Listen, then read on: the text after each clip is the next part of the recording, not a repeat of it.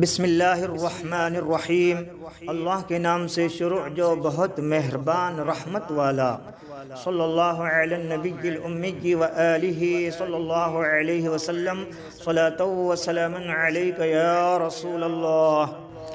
کتاب سیرت مصطفیٰ صلی اللہ تعالی علیہ وسلم، مصنف شیخ الحدیث حضرت علامہ مولانا عبد المصطفیٰ اعظمی رحمۃ اللہ تعالی علیہ۔ آواز غلام مصطفیٰ سگے امام احمد رضا، شرف انتصاب۔ حضور شہنشاہ کونین صلی اللہ تعالی علیہ وسلم کی بارگاہ عظمت میں ایک ناکارہ امتی کا نذرانہ عقیدت۔ یا رسول اللہ بدرگاہ حد پناہ آوردہ ہمچو کا ہے عاجزم کوہ گناہ آوردہ کھاکے بوسے نعلین رسول اللہ صلی اللہ تعالی علیہ وسلم، عبد المصطفیٰ الاعظمی عفی عنہ۔ عرض مؤلف۔ بسم اللہ الرحمن الرحیم، نحمدہ ونصلی علی رسولہ الکریم۔ الحمدللہ، خداوند قدوس جل جلالہ کا بے شمار شکر ہے کہ میری ایک بہت ہی درینہ اور بہت بڑی قلبی تمنا پوری ہو گئی کہ بہت سے موانع کے باوجود حضور اقدس شہنشاہ دو عالم صلی اللہ تعالی علیہ وسلم کی سیرت مقدسہ کے اہم عنوانوں پر یہ چند اوراق لکھنے کی مجھے سعادت نصیب ہو گئی۔ فالحمدللہ علی احسانہ۔ یہ کتاب اگرچہ اپنے موضوع کے اعتبار سے بہت ہی مختصر ہے، لیکن بحمدہ تعالی سیرت نبویہ کے ضروری مضامین کی ایک حد تک جامع ہے، جس کو میں چمنستان سیرت کے گلہائے رنگا رنگ کا ایک مقدس اور حسین گلدستہ بنا کر سیرت المصطفیٰ صلی اللہ تعالی علیہ وسلم کے نام سے ناظرین کی خدمت میں پیش کرنے کی روحانی مسرت حاصل کر رہا ہوں۔ مختصر کیوں؟ پہلے خیال تھا کہ سیرت مقدسہ کے تمام عنوانوں پر کئی جلدوں میں ایک مبسوط و مفصل کتاب تحریر کروں، مگر بچند وجوہ مجھے اپنے اس خیال سے رجوع کرنا پڑا۔ اولاً یہ کہ مجھ سے پہلے ہر زمانے میں اور ہر زبان میں ہزاروں خوش نصیبوں کو حضور رحمت دو عالم صلی اللہ تعالی علیہ وسلم کی مقدس سیرت پر کتابیں لکھنے کی سعادت حاصل ہوئی، اور انشاءاللہ تعالی قیامت تک ہزاروں لاکھوں خوش بخت مسلمان اس سعادت سے سرفراز ہوتے رہیں گے۔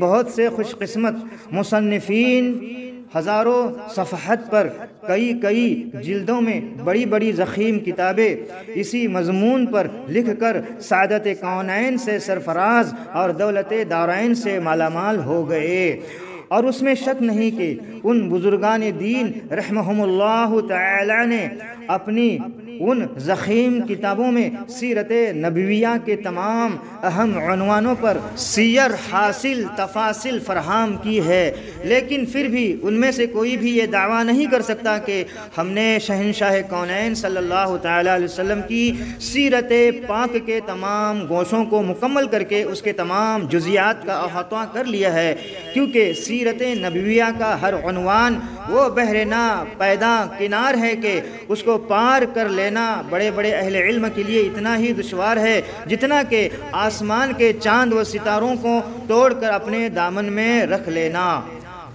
اب ظاہر ہے کہ جو کام علم و عمل کے ان سر بلند پہاڑوں سے نہ ہو سکا، بھلا مجھ جیسے ناکارہ انسان سے اس کام کے انجام پا جانے کا کیوں کر تصور کیا جا سکتا ہے۔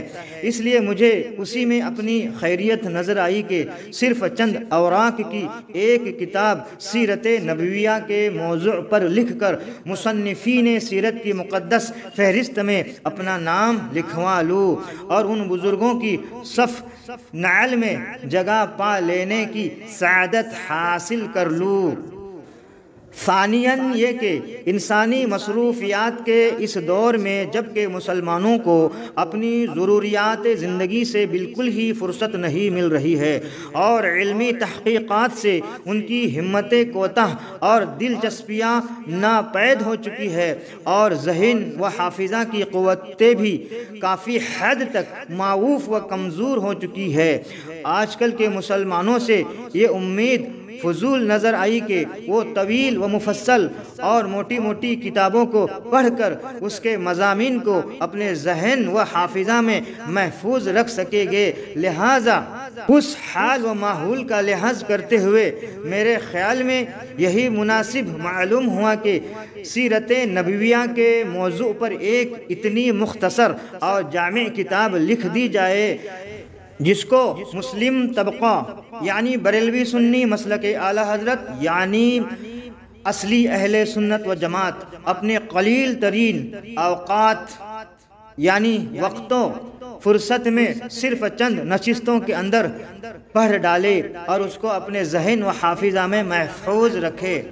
ثالثاً یہ کہ میرے نزدیک اس موضوع پر مبسوط و مفصل کتاب کی تدوین و تالیف تو بہت ہی آسان کام ہے، مگر اس کی طباعت اور اشاعت کا انتظام کرنا غریب طبقہ علماء کے لیے اتنا ہی مشکل کام ہے جتنا کہ ہمالیہ کی بلند چوٹیوں کو سر کر لینا، کیونکہ مسلمانان اہل سنت کا مالدار طبقہ لغو اور فضول کاموں میں تو لاکھوں کی دولت اڑا دینے کو اپنے لیے اتنا ہی آسان سمجھتا ہے جتنا کہ اپنی ناک پر سے مکھی اڑا دینے کو، لیکن کسی دینی و مذہبی کتاب کی طباعت یا اس کی خریداری میں اس کے لیے ایک نیا پیسہ لگا دینا اتنا ہی دشوار اور کٹھن کام ہے جتنا کہ اپنی کھال کو اتار کر پامال کر دینا۔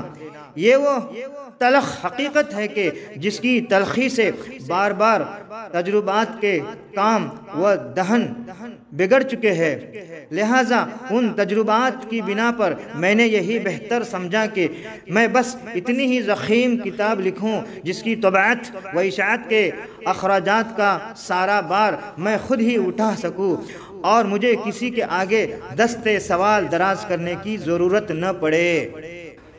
سبب تالیف، اولاً تو خود ایک مدت دراز سے یہ نیک تمنا میرے دل کی گہرائیوں میں موجزن رہتی تھی کہ میں اپنے قلم سے حضور رحمت دو عالم صلی اللہ تعالی علیہ وسلم کی حیات طیبہ اور آقا کون و مکان صلی اللہ تعالی علیہ وسلم کی مقدس زندگی پر کوئی کتاب لکھ کر ان بزرگان ملت کا کفش برادر بن جاؤں جنہوں نے سیرت نبویہ کی تصنیف و تالیف میں اپنی عمروں کا سرمایہ صرف کر کے ایسی تجارت آخرت کی کہ اس کے نفع میں انہیں رضی اللہ عنہم ورضوا عنہ کی دولت دارین کا خزانہ مل گیا، یعنی اللہ تعالیٰ ان سے خوش ہو گیا اور وہ اللہ تعالیٰ سے خوش ہو گئے۔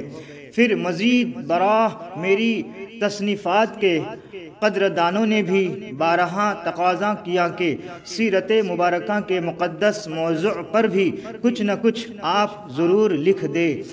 ان کرم فرماؤں کا یہ مخلصانہ اصرار اس حد تک میرے سر پر سوار ہو گیا کہ میں اس سے انکار و فرار کی تاب نہ لا سکا۔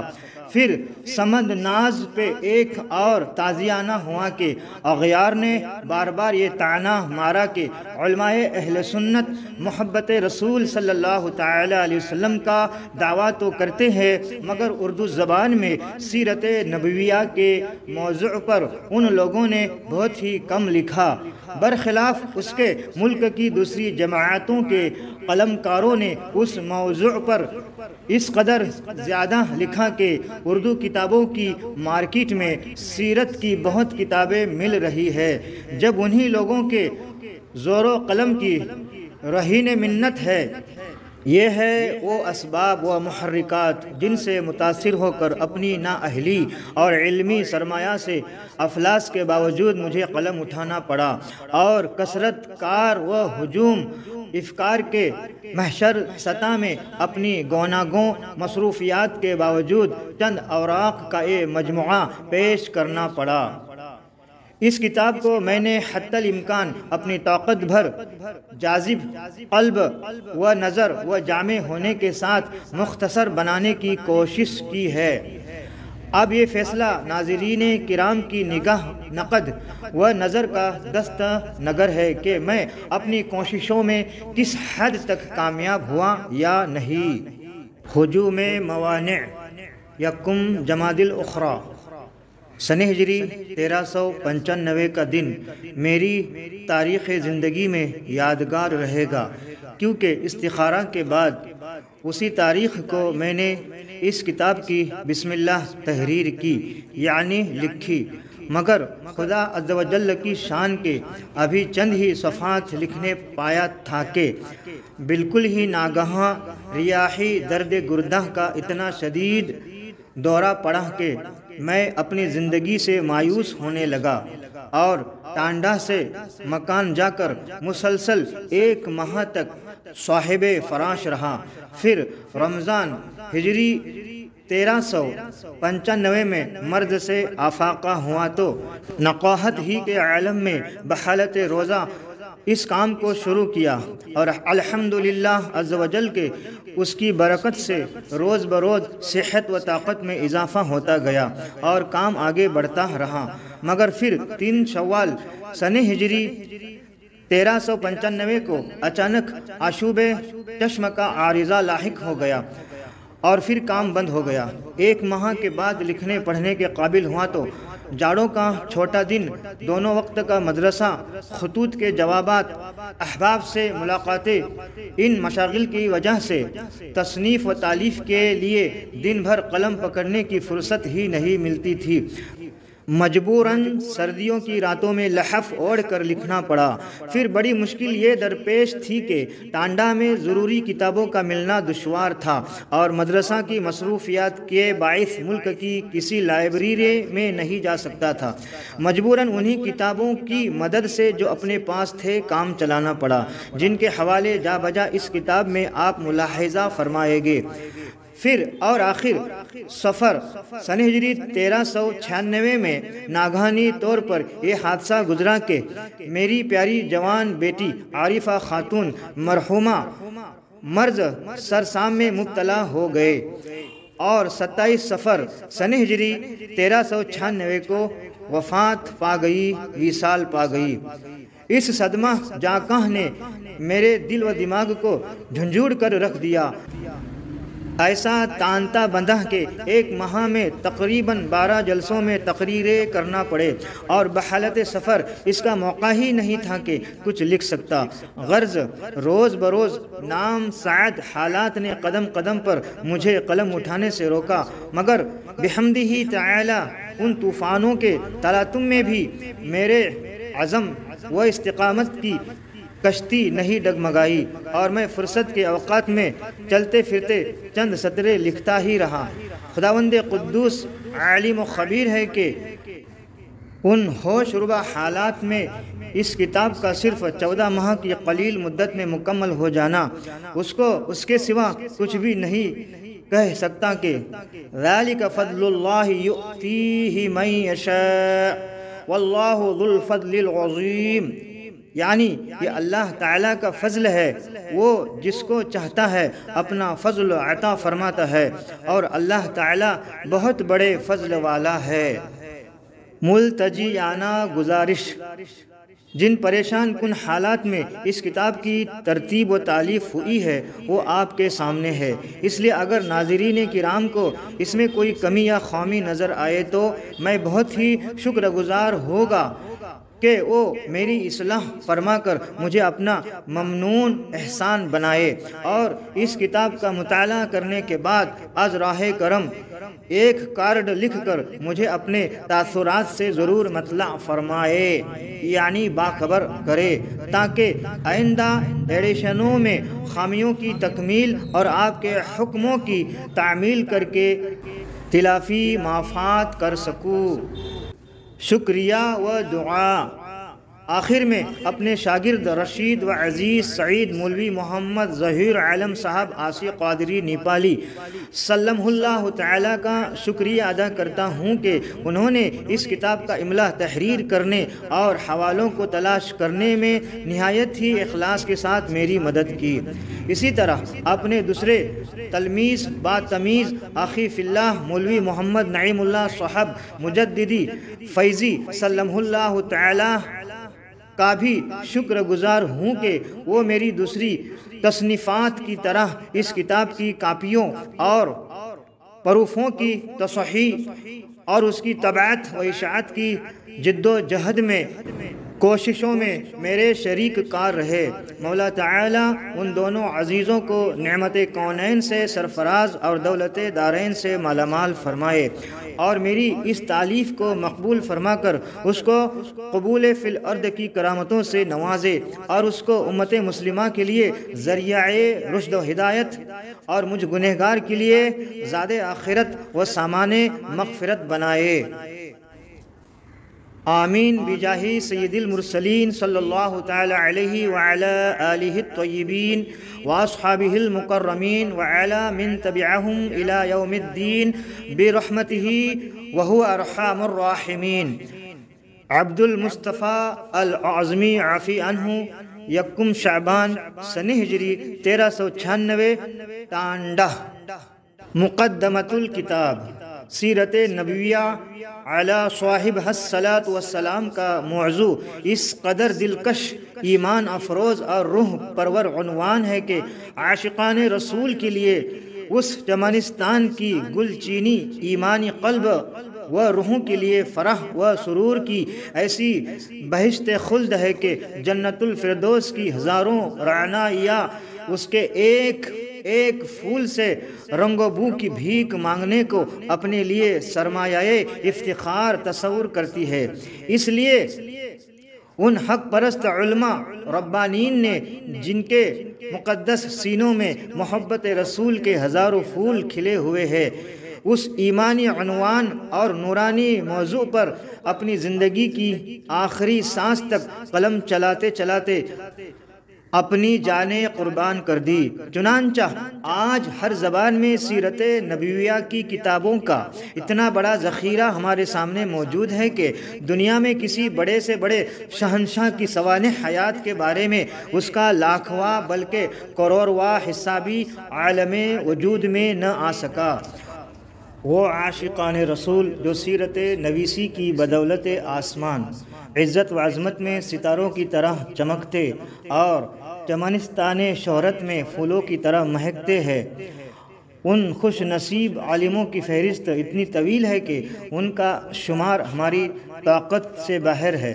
مثال کے طور پر ہم یہاں ان چند مشہور علماء سیرت کے مقدس ناموں کا ان کے سنہ وفات کے ساتھ ذکر کرتے ہیں، جو بارگاہ الہی میں ذاکر رسول ہونے کی حیثیت سے اس قدر مقبول ہے کہ اگر ایام قحط میں نماز استسقاء کے بعد ان بزرگوں کے ناموں کا وسیلہ پکڑ کر خدا سے دعا مانگی جائے تو فوراً ہی باران رحمت کا نزول ہو جائے، اور اگر مجالس میں ان سعید روحوں کا تذکرہ چھیڑ دیا جائے تو رحمت کے فرشتے اپنے مقدس بازوؤں اور پروں کو پھیلا کر ان محفلوں کا شامیانہ بنا دے۔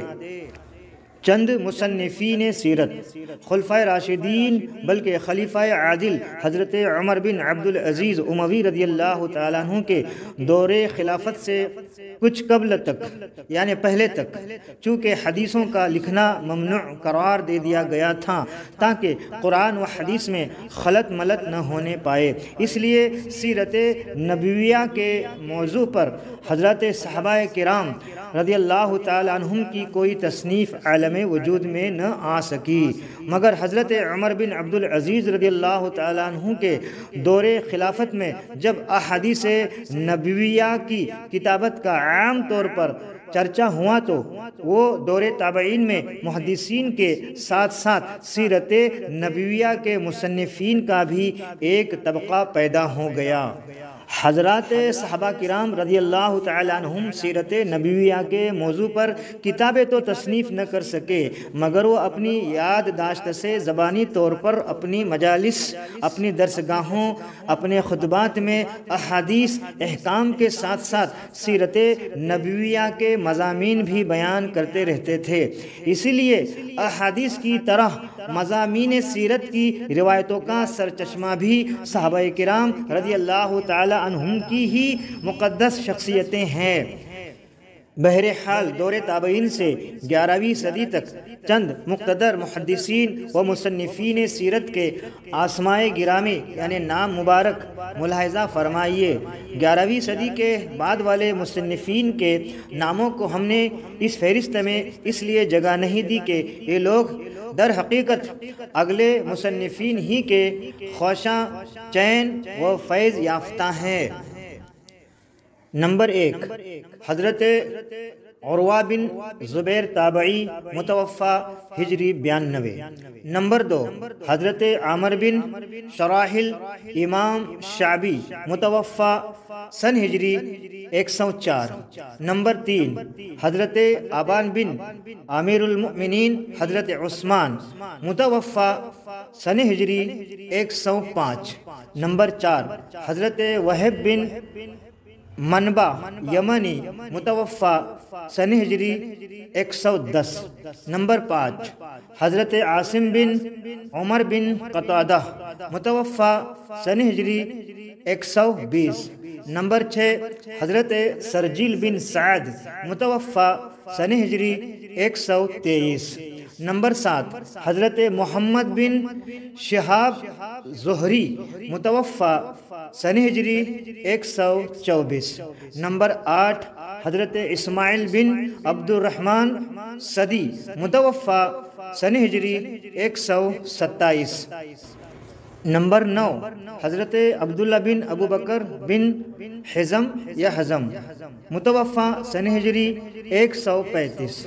نمبر 10، حضرت موسیٰ بن عقبہ صاحب المغازی متوفی سن ہجری 141۔ نمبر 11، حضرت معمر بن راشد متوفی سن ہجری 150۔ نمبر 12، حضرت محمد بن اسحاق صاحب المغازی متوفی سن ہجری 150۔ نمبر 13، حضرت زیاد بکائی متوفی سن ہجری 183۔ نمبر 14، حضرت محمد بن عمر واقدی صاحب المغازی متوفی سن ہجری 207۔ نمبر 15، حضرت محمد بن سعد صاحب الطبقات متوفی سن ہجری 230۔ نمبر 16، حضرت ابو عبداللہ محمد بن اسماعیل بخاری مصنف بخاری شریف متوفی سن ہجری 256۔ نمبر 17، حضرت مسلم بن حجاج قشیری مصنف مسلم شریف متوفی سن ہجری 261۔ نمبر 18، حضرت ابو محمد عبداللہ بن مسلم بن قتیبہ متوفی سن ہجری 266۔ نمبر 19، حضرت ابو داود سلیمان بن اشعث سجتانی صاحب السنن متوفی سن ہجری 275۔ نمبر 20، حضرت ابو عیسیٰ محمد بن عیسیٰ ترمذی متوفی سن ہجری 279، مصنف جامع ترمذی۔ نمبر 21، حضرت عبداللہ محمد یزید بن ماجہ قزوینی متوفی سن ہجری 273، صاحب السنن۔ نمبر 22، حضرت ابو عبد الرحمن احمد بن شعیب نسائی متوفی سن ہجری 303، مصنف سنن نسائی۔ نمبر 23، حضرت محمد بن جریر طبری صاحب التاریخ متوفی سن ہجری 310۔ نمبر 24، حضرت حافظ عبد الغنی بن سعید امام النسب متوفی سن ہجری 332۔ نمبر 25 حضرت ابو نعیم احمد بن عبداللہ صاحب الحلیہ متوفی سن ہجری 430۔ نمبر 26 حضرت شیخ الاسلام ابو عمر حافظ ابن عبد البر متوفی سن ہجری 463۔ نمبر 27 حضرت ابو بکر احمد بن حسین بہقی متوفی سن ہجری 458۔ نمبر 28 حضرت علامہ قاضی عیاض صاحب الشفاء متوفی سن ہجری 544۔ نمبر 29 حضرت عبد الرحمن بن عبداللہ سہیلی صاحب روض الانف متوفی سن ہجری 581۔ نمبر 30 حضرت علامہ عبد الرحمن ابن الجوزی صاحب شرف المصطفیٰ متوفی سن ہجری 597۔ نمبر 31 حضرت احمد بن محمد بن ابو بکر قسطلانی متوفی سن ہجری 923 صاحب مواہب لدنیہ۔ نمبر 32 حضرت امام شرف الدین عبد المؤمن دمیاطی متوفی سن ہجری 705 صاحب سیرت دمیاطی۔ نمبر 33 حضرت ابن سید الناس بصری صاحب عین الاثر متوفی سن ہجری 734۔ نمبر 34 حضرت حافظ علاء الدین مغلطائی صاحب الاشارہ الی سیرت المصطفیٰ متوفی سن ہجری 762۔ نمبر 35 حضرت علامہ ابن حجر عسقلانی متوفی سن ہجری 852 شارح بخاری۔ نمبر 36 حضرت علامہ بدر الدین محمود عینی شارح بخاری متوفی سن ہجری 855۔ نمبر 37 حضرت ابو الحسن علی بن عبداللہ بن احمد سمہودی صاحب وفاء الوفا متوفی سن ہجری 911۔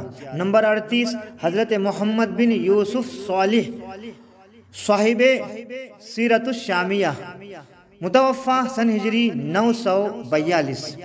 نمبر 39 حضرت علی بن برہان الدین صاحب سیرت الحلبیہ متوفی سن ہجری 1044۔